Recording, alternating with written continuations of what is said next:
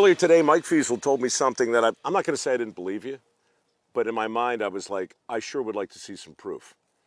This is the proof, and it's kind of staggering. It's amazing.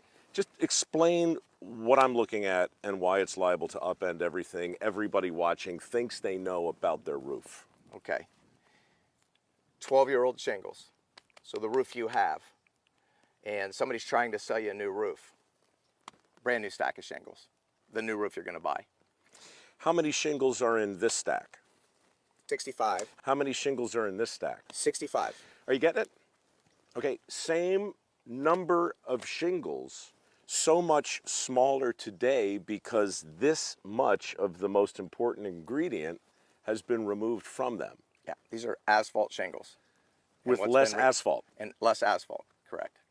And asphalt has oil, so just like this road, when it's put down, it's nice and black tar, and then it dries out, and then it gets a little spider web cracks, and then you get a pothole. Yeah. Time to repair it. And it's the oil that's drying out that's allowing that to happen. It's the same exact thing with an asphalt shingle. So less asphalt just means less oil. Less oil means the roofs don't last as long. This is an indictment. Yeah, big time. This is like scandalous. It is. I mean, 100%. this is the evidence that demands a verdict.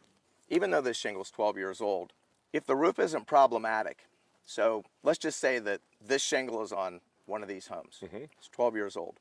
This shingle. Yeah, this shingle, this 12-year-old shingle. Your home doesn't have problems. There's no problems with the roof. There's not water coming in. It's just drying out and becoming brittle. All we're doing is putting an oil back into this shingle that makes it flexible, just like this brand new shingle. Right? Look how flexible that shingle is. Sure. And look how not flexible that shingle is. When we put RoofMaxx on this shingle, it becomes this flexible again.